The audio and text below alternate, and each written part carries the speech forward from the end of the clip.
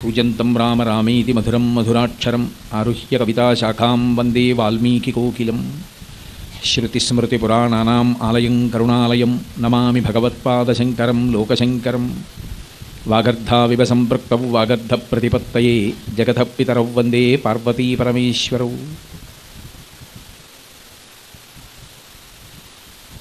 सूक्तिं समग्रयितुन स्वयमेव लक्ष्मीः श्रीरङ्गराजमहिषी मधुरैः कटाक्षैः वैदग्ध्यवर्णगुणगुम्भनगौरवैर्यां कण्डूलकर्णकुहराः कवयोधयन्ति हैमोध्वपुण्ड्रमजहन्मकुटं सुनासं मन्दस्मितं मकरकुण्डलचारुगण्डं बिम्बाधरं बहुलदीर्घकृपाकटाक्षं श्रीवेङ्कटेशमुखमात्मनि सन्निधत्ताम्।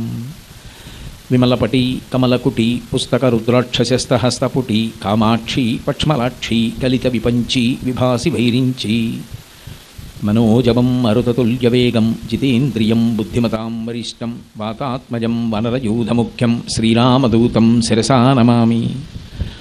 आपदामपहर्तारं दातारं सर्वसम्पदां लोकाभिरामं श्रीरामं भूयो भूयो नमाम्यहम्। जयत्यतिबलो रामो लक्ष्मणश्च महाबलः राजा जयति सुग्रीवो राघवेणाभिपालितः दासोऽहं कौसलेन्द्रस्य रामस्याक्लिष्टकर्मणः हनुमान् शत्रुसैन्यानां निहन्ता मारुतात्मजः न रावणसहस्रं मे युद्धे प्रतिफलं भवेत् शिलाभिस्तु प्रहरतः पादपैश्च सहस्रशः अर्दयित्वा पुरीं लङ्काम् अभिवज्य च मैथिलीं समृद्धार्धो गमिष्यामि विशतां सर्वरक्षसां धर्मात्मा सत्यसन्धश्च रामो दशरथिर्यदि पौरुषे च प्रतिद्वन्द्वशरैनं जहिराविणिं। हरि ओं। శ్రీరామాయణం ఆదికావ్యం వాల్మీకి కృతం. అటువంటి ఆదికావ్యమైనటువంటి శ్రీరామాయణం దశావతారాల్లో పరమేశ్వరుడు మనుష్యునిగా అవతరించినటువంటి రామకథా వృత్తాంతాన్నంతటినీ కూడా లోకానికి విశదం చేసింది. రామచంద్ర ప్రభువు కేవలం రావణ సంహారం కోసం మాత్రమే అవతార స్వీకారం చేసినవాడు కాదు. మనుష్యుని యొక్క వైభవాన్ని మనుష్యుని యొక్క శక్తిని లోకానికి చాటి చెప్పడం కోసం రావణ సంహారం అయిపోయిన తరువాత కూడా 11,000 సంవత్సరములు ఈ భూమండలం మీద ఉన్నటువంటి అవతారం. దశవర్ష సహస్రాణి దశవర్ష శతాని చ అని ప్రతిజ్ఞ చేశాడు బాలకాండలో. ఎందుచేత అంటే రావణాసురుడు ఇతరులు కూడా మనుష్యుణ్ణి చాలా తక్కువ చేసి చూసినటువంటి రోజులు త్రేతాయుగంలో. అటువంటప్పుడు మనుష్యుడు ఎంత గొప్పవాడో నిరూపించడానికి వచ్చినటువంటి అవతారం రామావతారం. అసలు మనుష్య జీవితానికి కావలసినది ఏది అంటే ధర్మం ఒక్కటే. యథార్థంగా మాట్లాడాలి అంటే ఆర్షవాంగ్మయాన్నంతటినీ కలిపి పిండేస్తే అందులోంచి దాని సారంగా కిందకి దిగేవి రెండు అక్షరాలు ధర్మం. ఆ ధర్మాన్ని మనకి ఆచరించి చూపించినటువంటి వాడు రాముడు. అందుకే వేదవేద్యే పరే పుంసి జాతే దశరథాత్మజే వేద ప్రచేతసాదాసీత్ సాక్షాత్ రామాయణాత్మన. ఆ వేదము వేదోపబృంహణమై రామాయణంగా వస్తే పరమేశ్వరుడు రామచంద్రమూర్తిగా ఈ భూమండలం మీద అవతరించి ధర్మాన్ని అనుష్ఠించి చూపించాడు. అలా అనుష్ఠించి చూపించినటువంటి రామచంద్రమూర్తి యొక్క కథ ఎంత గొప్పదో, రామనామం ఎంత గొప్పదో చెప్పినటువంటి కాండ సుందరకాండ. అందుకే రామ కథ నడిచినటువంటి కాండలకి మహర్షి ఆ కథా సంబంధమైనటువంటి పేర్లు ఉంచారు. బాలకాండ అంటే రామచంద్రమూర్తి యొక్క బాల్యాన్ని వర్ణించింది కాబట్టి బాలకాండ అనుకోవడంలో దోషమేమి ఉండదు. అలాగే అయోధ్యకాండ, అయోధ్యలో జరిగినటువంటి విశేషమైనటువంటి మార్పులకు నాందీ ప్రస్తావన జరిగినటువంటి కథా విశేషాన్ని చెప్పింది కాబట్టి అయోధ్యకాండ.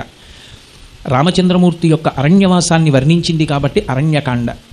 కిష్కింధా విశేషాలు చెప్పింది కాబట్టి కిష్కింధకాండ. యుద్ధాన్ని చెప్పింది కాబట్టి యుద్ధకాండ. తదనంతర కథ చెప్పింది కాబట్టి ఉత్తరకాండ.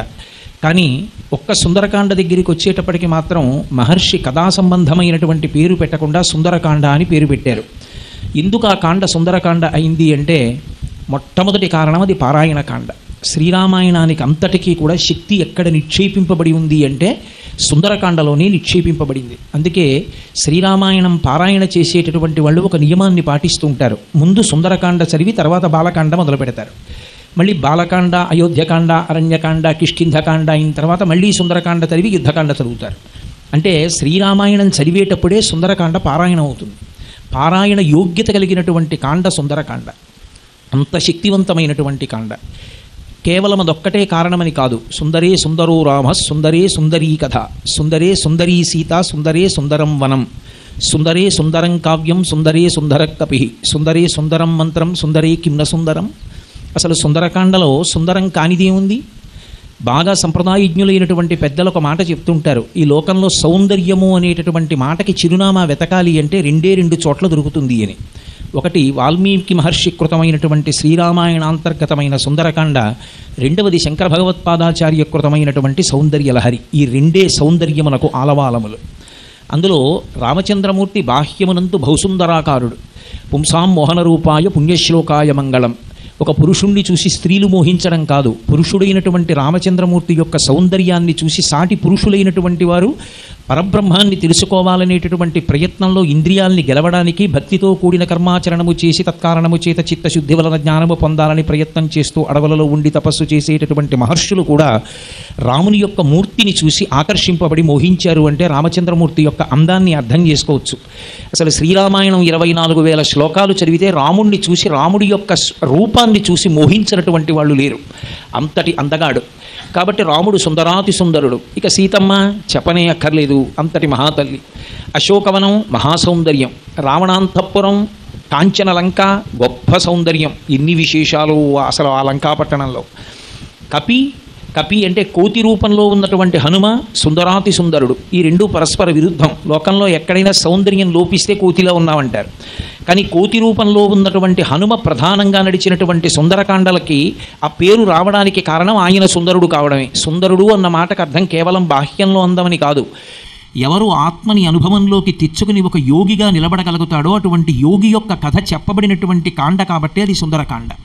కాబట్టి స్వామి హనుమ యొక్క విశేషమైనటువంటి కథాంశాన్నంతటినీ కూడా చెప్పిన కాండ కాబట్టి అది సుందరకాండ. ఇక అసలు అది సుందరము అని చెప్పడానికి ఇది కారణము కాదనడానికి ఏముంది? అన్నీ సౌందర్యములే. అందుకే సుందరే కిమ్న సుందరం, అది సుందరము కాదు అనడానికి సుందరకాండలో ఏముంది కనుక. కాబట్టి ఆ కాండకి సుందరకాండ అని పేరు వచ్చింది. ఒక యోగిగా ఆత్మజ్ఞానాన్ని అనుభవంలోకి తెచ్చుకోవడానికి చేసేటటువంటి ప్రయత్నం అంతర్లీనంగా కథాభాగంలో నడుస్తూ ఉపాసనా రహస్యములని అనేకమైనటువంటి వాటిని లోకానికి ప్రబోధం చేసిన కాండ కాబట్టి ఆ కాండ సుందరకాండ. అన్నిటినీ మించి సుందరకాండకున్నటువంటి బలం రాముడు ఆ కాండలో కనపడకపోవడం.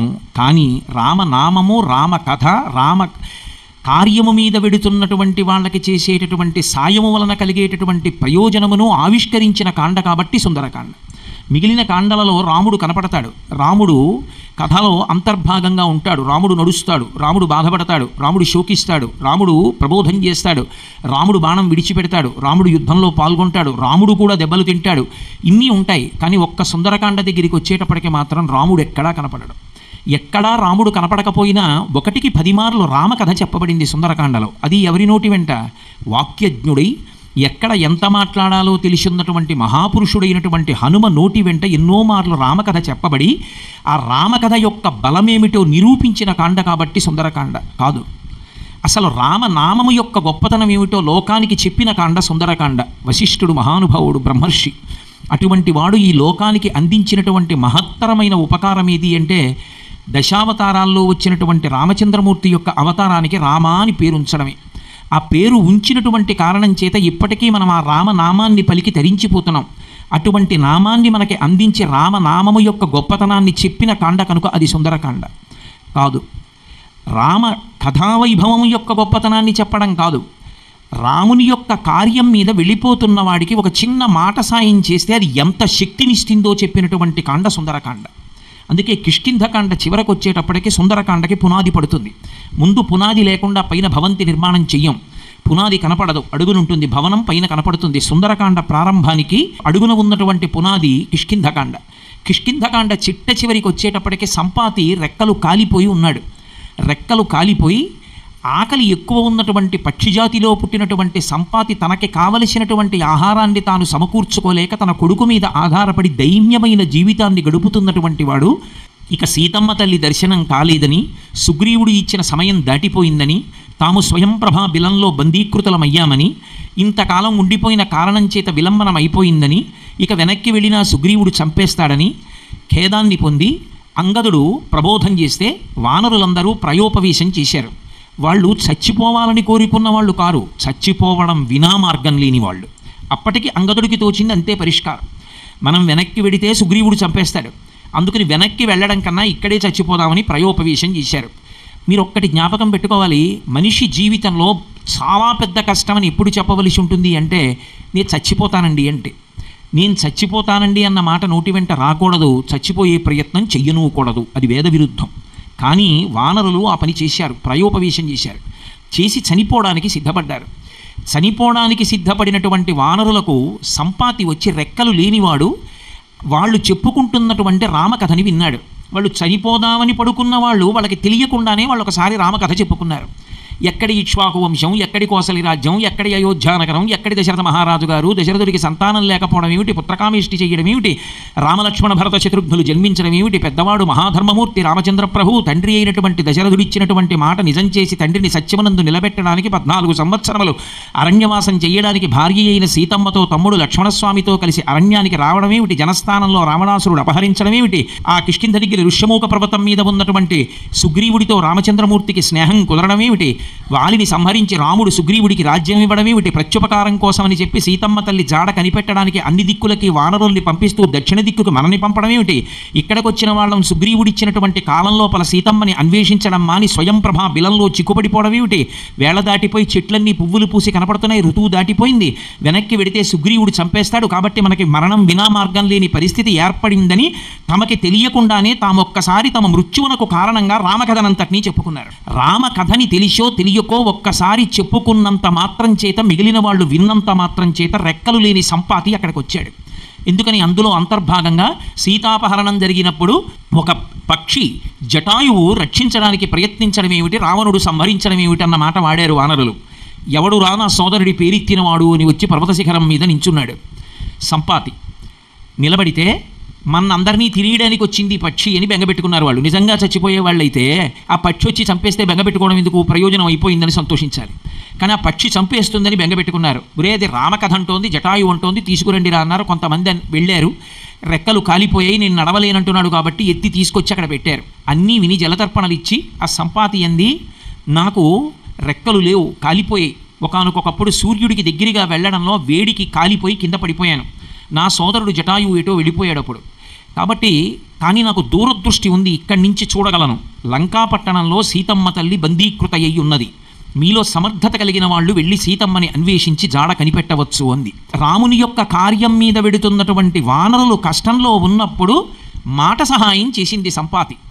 మాట సహాయం చేసినంత మాత్రం చేత తెగిపోయిన రెక్కలు కాదు, కాలిపోయిన రెక్కలు మళ్ళీ వచ్చాయి.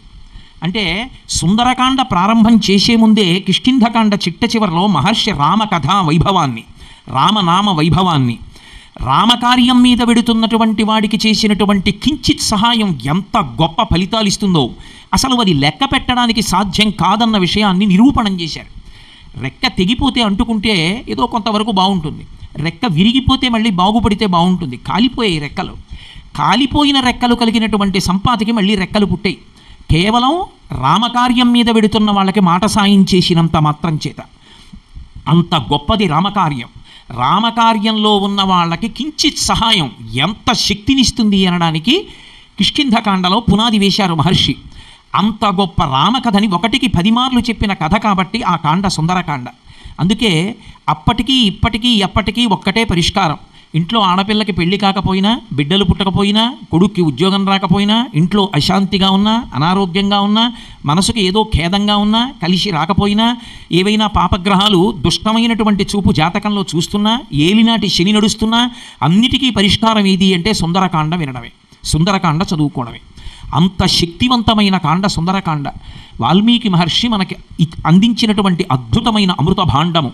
మిగిలినటువంటి అమృతం ఎక్కడో స్వర్గలోకంలో ఉంటుంది, కానీ అందరికీ అందుబాటులో రామాయణ గ్రంథ రూపంలో వాల్మీకి మహర్షి అందించినటువంటి అమృతం సుందరకాండ.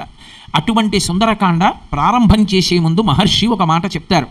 అసలు సుందరకాండ ప్రారంభం ఎక్కడ అంటే మంగళం శ్రీ హనుమతే, హనుమకి మంగళం జరగడంతో ప్రారంభమైంది. ఎందుచేత అంటే మీరు శ్రీరామాయణ కావ్యాన్ని జాగ్రత్తగా పరిశీలనం చేస్తే ఎక్కడెక్కడ మహా ఆపద సంభవిస్తుందో, ఎక్కడెక్కడ హనుమ కనపడతారో అక్కడక్కడ మంగళం జరుగుతుంది. హనుమ కనపడ్డారు అంటే రామాయణంలో మంగళం జరిగింది అని గుర్తు.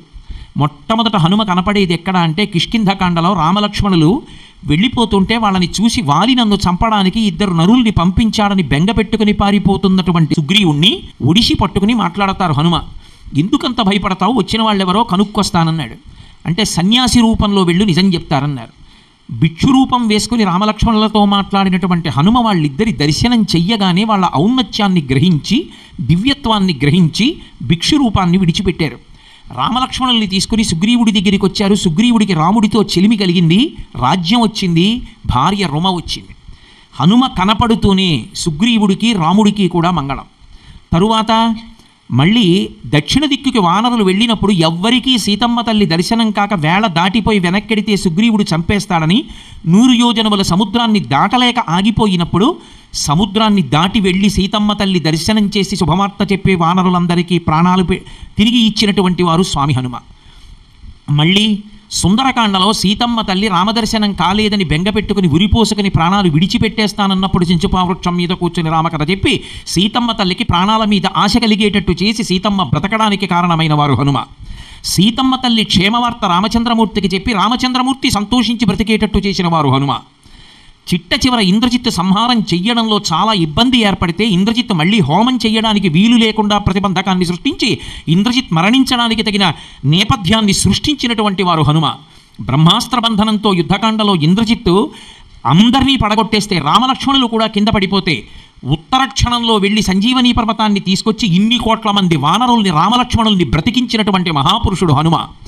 చిట్ట చివర 14 సంవత్సరముల అరణ్యవాసం అయిపోయిన తరువాత నాకు రాముడు దర్శనం ఇవ్వకపోతే నేను సరయూ నదీ ప్రవేశం చేస్తానని ప్రతిజ్ఞ చేసి 14 ఏళ్ళు అయిపోయాయి, నేను చనిపోతానని సిద్ధపడుతున్న భరతుడికి పుష్యమీ నక్షత్రంలో రాముడు పుష్పకవిమానంలో వస్తున్నాడన్న శుభవార్త చెప్పి భరతుణ్ణి బ్రతికించినటువంటి వారు స్వామి హనుమ.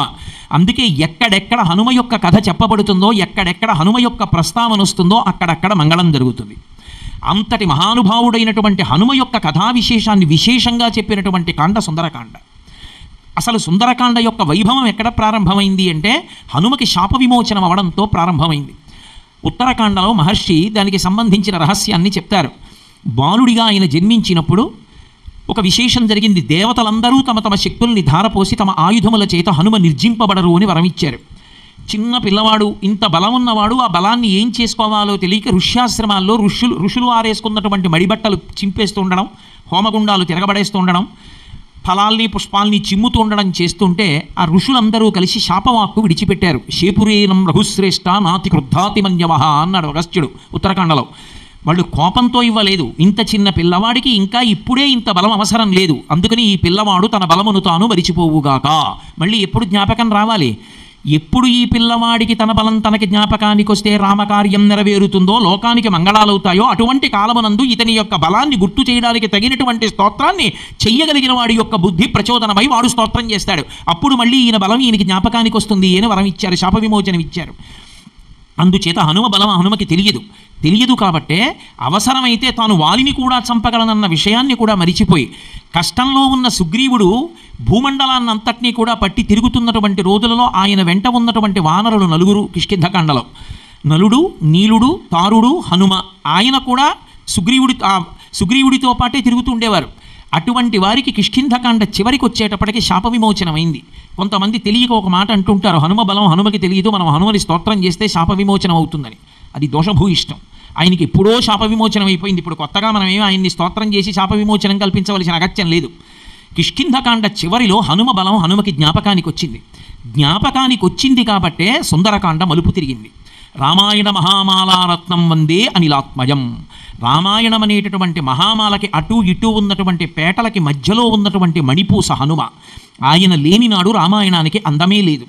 అటువంటి మహాపురుషుడికి శాప విమోచనమైనటువంటి మహత్తరమైన ఘట్టంతో సుందరకాండ ప్రారంభమైంది. తత్నేపథ్యంగా కిష్కింధకాండ చిట్ట చివరలో ప్రారంభమవుతూ సంపాతి చెప్పినటువంటి వాక్యాన్ని అనుసరించి 100 యోజనముల లవణ సముద్రాన్ని దాటి ఉత్తర తీరానికి వెళ్ళి దక్షిణ తీరానికి వెళ్ళినట్లయితే అక్కడ ఉన్నటువంటి కాంచనలంకలో సీతమ్మ తల్లి యొక్క జాడ తెలుస్తుంది, ఆమె దర్శనం అవుతుంది అనేటటువంటి మాట యందు విశ్వాసమును పొందినటువంటి వారై వానరులందరూ కొన్ని లక్షల మంది సముద్రం యొక్క ఉత్తర తీరానికి చేరుకున్నారు. ఆ సముద్ర తీరంలో కూర్చున్నారు. ఏముంది, సముద్రమే కదా, దాటడం, వెళ్ళడం, కాంచనలంకకి వెళ్ళడం, సీతమ్మని చూడడం, వెనక్కి రావడం అనుకున్నారు. తీరా అక్కడికి వచ్చి కూర్చున్న తర్వాత చూశారు 100 యోజనముల సముద్రం భయంకరమైనటువంటి కెరటములతో, చేపలతో, తిమింగలాలతో, బ్రహ్మాండమైనటువంటి తాబేళ్లతో నిండిపోయి ఉంది. ఆ సముద్రాన్ని చూసి జావగారిపోయి ఇన్ని లక్షల మంది వానరులు కూర్చుండిపోయారు. ఒక్కొక్కళ్ళ బలం అడిగారు. ఏదో ఎవరికి వారే 100 లోపల వెళ్ళగలిగిన వారే కానీ 100 దాటి వెళ్ళగలిగిన వారు లేరు. అంటే ఎవరైనా సముద్రంలో పడిపోవలసిన వాళ్లే కానీ దాటగలిగిన వారు లేరు. ఒక్క అంగదుడు అన్నాడు, నేను మాత్రం 100 యోజనములు దాటి వెడతాను, తిరిగి రాగలను లేను అన్నాడు. అయినా సేవకులు ఇక్కడ ఉండగా ప్రభువు కార్యం మీద వెళ్ళడం మర్యాద కాదని వారించినటువంటి జాంబవంతుడు ఏమీ తెలియని వారిలా సముద్రపుటొడ్డున కూర్చున్నటువంటి హనుమ వంక తిరిగి ఆయన యొక్క బుద్ధిని ప్రచోదనం చేశారు. మహానుభావ హనుమ, ఇంతటి శక్తివంతుడవై, ఇంతటి బలవంతుడవై, ఇన్ని లక్షల మంది వానరులకు ప్రాణము పోయగలిగినటువంటి శక్తి కలిగినటువంటి వాడివై కూడా నీ శక్తి నువ్వు తెలుసుకోకుండా అలా కూర్చోవడం నీకు తగునా? నువ్వు ఎంతటి బలవంతుడవో తెలుసా? నీ బలం సామాన్యమైనటువంటి బలం కాదు. హనుమన్ హరిరాజస్య సుగ్రీవస్య సమోహ్యపి రామలక్ష్మణయోశ్చాపి తేజసాచ బలేనచ. నువ్వు ఎంతటి వాడవో తెలుసా? ప్రభు అయినటువంటి సుగ్రీవుడు తేజస్సునందు బలమునందు ఎంతటి మహావీరుడో నువ్వంతటి వాడవు. యథార్థమనకు రామలక్ష్మణులు ఎంతటి శక్తివంతులో నువ్వు అంతటి శక్తివంతుడవు. అటువంటి వాడివి నువ్వు ఇవాళ ఇలా కూర్చున్నావా? నీ జన్మ రహస్యం నీకు తెలియలేదు. పుంజకస్థల అనబడేటటువంటి ఒక అప్సర స్త్రీ ఒకానొకప్పుడు శాపకారణం చేత ఈ భూమండలం మీదకి వచ్చి కుంజరుడు అనబడేటటువంటి ఒక వానరుడికి కుమార్తెగా ఈ భూమండలం మీద తిరుగుతూ కామరూపిణి కనుక కోరుకున్న రూపాన్ని పొందగలిగినటువంటి శక్తి ఉన్నది కనుక మానవ రూపాన్ని పొంది ఒక పర్వత శిఖరం మీద నిలబడింది. నిలబడినప్పుడు రామకార్యంలో సహాయపడడానికి దేవతలందరూ తమ తమ అంశాలతో సంతానాన్ని, సైన్యాన్ని సృజించవలసినటువంటి అవసరం ఉంది కనుక వాయుదేవుడు ఆనాడు నీ తల్లి అయినటువంటి అంజనాదేవి యందు ఔరసపుత్రుడిగా నిన్ను కన్నాడు. ఆమె పాతివ్రత్యానికి ఎక్కడా భంగము కలగకుండా జన్మించినటువంటి మహాపురుషుడవు నువ్వు. నీ యొక్క బలము సామాన్యమైనది కాదు. ఈ లోకంలో అపారమైనటువంటి వేగము కలిగినటువంటి వారు 3 ఉన్నారు. ఒకడు వాయుదేవుడు, రెండవ వాడు గరుత్మంతుడు, మూడవ వాడివి నువ్వు. గరుత్మంతుని యొక్క శక్తి అంతా ఆయన రెక్కలలో ఉంది. నీ యొక్క శక్తి అంతా నీ భుజములలో ఉంది. హనుమ, నువ్వు తలుచుకుంటే ఈ 100 యోజనముల సముద్రాన్ని లంఘించడం నీకు పెద్ద విశేషం కాదు. రాక్షసుల కోసం నువ్వు నీ శక్తిని జ్ఞాపకం చేసుకో. ఇత పూర్వం వామనమూర్తిగా శ్రీ మహావిష్ణువు అవతారం స్వీకారం చేసి 3 లోకములను కొలిచినప్పుడు బలవంతుడనై నేను 21 మార్లు ఆయనకి ప్రదక్షిణం చేశాను. జాంబవంతుడు చెప్తున్నాడు, ఇంతంతైవటుడు ఇంతయై మరుగుతానింతై అభోవీధిపై అంతైతో యదమండలగ్రమణ కల్లంతై ప్రభారాశిపై అంతై చంద్రునకంతయై ధ్రువునిపై అంతై మహర్వాటిపై అంతై సత్యపథోన్నతుండగుచు బ్రహ్మాండంత సంవర్ధి అయ్యని 3 లోకములు నిండి పెరిగిపోయినటువంటి వామనమూర్తికి 21 మార్లు ప్రదక్షిణం చేసిన శక్తి నాది. కానీ ఈనాడు పెద్దవాడిని అయిపోయాను, అంత ఓపిక లేదు, 100 యోజనములు లంఘనం చేసి వెళ్ళలేను. హనుమ, వానరుల యొక్క క్షేమాన్ని దృష్టిలో పెట్టుకుని వెంటనే నువ్వు లే. ఉత్తిష్ట హరిషార్దూల లంఘయస్వ మహార్ణవం పరాహిస్సర్వభూతానాం. హనుమన్యాగతిస్తవా? ఓ మహానుభావ, పరాహిస్సర్వభూతానాం, సమస్త భూతముల కన్నా కూడా అధికుడవు నువ్వే. నీకన్నా శక్తివంతుడు లోకంలో ఇంకొకడు లేడు. అటువంటి వాడివి చేతకాని వాడిలా కూర్చుంటావా? ఉత్తిష్ట హరిషార్దూల, లే పైకి. లంఘయస్వ మహార్ణవం, ఈ మహాసముద్రాన్ని దాటు. కాంచనలంకన చేసి సీతమ్మ తల్లి జాడ కనిపెట్టి క్షేమవార్త తీసుకురా, బయలుదేరవయా అన్నారు. ఎవరికైనా ఇంత బలముంది అని జ్ఞాపకం చేస్తే అతిశయం కలుగుతుంది. కానీ మహానుభావుడైనటువంటి హనుమ వెంటనే లేచి నిలబడి పెద్దలైనటువంటి వానరులందరికీ నమస్కరించారు. నమస్కరించి ఆ వానరులందరికీ ఊరట కలిగేటట్టుగా మాట్లాడుతున్నారు. నిజమే, నేను ఈ భూమ్యాకాశములు నిండిపోయేటట్టుగా పెరగగలను. మేరు పర్వతానికి కొన్ని వేల పర్యాయములు ప్రదక్షిణం చెయ్యగలను. నా యొక్క అపారమైనటువంటి భుజముల వేగంతో, నా తొడల వేగం చేత ఈ భూమండలాన్నంతటినీ కూడా చీల్చివేయగలను. ఈ సముద్రాన్నంతటినీ ఇంకింప చెయ్యగలను. నేను సముద్రం మీద ప్రయాణం చేసి వెళ్ళిపోయేటప్పుడు ఒక తొట్టె ఆకృతిని ఈ సముద్రం పొందేటట్టుగా వెళ్ళగలను. కొన్ని లక్షల సంవత్సరాలుగా ఈ సముద్రం లోపల పడుకుని ఎవ్వరికీ కనపడకుండా ఉన్నటువంటి జీవులు కనపడేటట్టుగా నా వేగంతో నాతో పాటుగా సముద్ర జలాల్ని చాప చుట్టినట్టు చుట్టి ఎత్తుకుని తీసుకుని వెళ్ళిపోగలను. ఆకాశంలో వెడుతూ సముద్రంలో ఉన్న పెద్ద పెద్ద సర్పములను తన్నుకుపోయేటటువంటి అలవాటు ఉన్న గరుత్మంతునికి ఏకకాలమునందు కొన్ని వేల పర్యాయములు ప్రదక్షిణం చెయ్యగలను. ఒకేసారి సూర్యభగవానుడు తూర్పు దిక్కున ఉదయాద్రిలో ఉదయిస్తూ పైకి లేవగానే భూమి మించి బయలుదేరి ఉదయాద్రి దగ్గరికి వెళ్ళి సూర్యభగవానుడికి నమస్కరించి తిరిగి వచ్చి భూమి మీద పాదం పెట్టకుండా భూమికి దగ్గరగా వచ్చి మళ్ళీ బయలుదేరి ఆయన అస్తాద్రి చేరే లోపల పరమతేజోవంతుడై ప్రకాశించి వెడుతున్నటువంటి సూర్యనారాయణమూర్తి దగ్గరకు వెళ్ళి నమస్కరించి మళ్ళీ తిరిగి ఈ భూమండలం మీదకి రాగలను. నా యొక్క వక్షస్థలం చేత కొట్టి పర్వతములను చూర్ణం చేసేయగలను. ఈ భూమండలాన్ని అంతటినీ కూడా కలయతిప్పగలను. అంతటి అపారమైన వేగము, సత్తువ కలిగినటువంటి నేను ఇక్కడ నుంచి బయలుదేరితే నా యొక్క ధాటిని, శక్తిని ఈ భూమి ఇక్కడ ఉన్నటువంటి భూతములు భరించలేవు కనుక కనపడుతున్నటువంటి మహేంద్రగిరి శిఖరముల మీద నిలబడి అక్కడి నుంచి బయలుదేరుతానని ఆ పర్వత శిఖరము మీదకి ఎక్కి దాని మీద నిలబడి ఆకాశం వంక దక్షిణ దిక్కు ఉన్న సముద్రం వంక చూస్తున్నటువంటి హనుమ యొక్క స్వరూపంతో కిష్కింధకాండని మహర్షి పూర్తి చేశారు.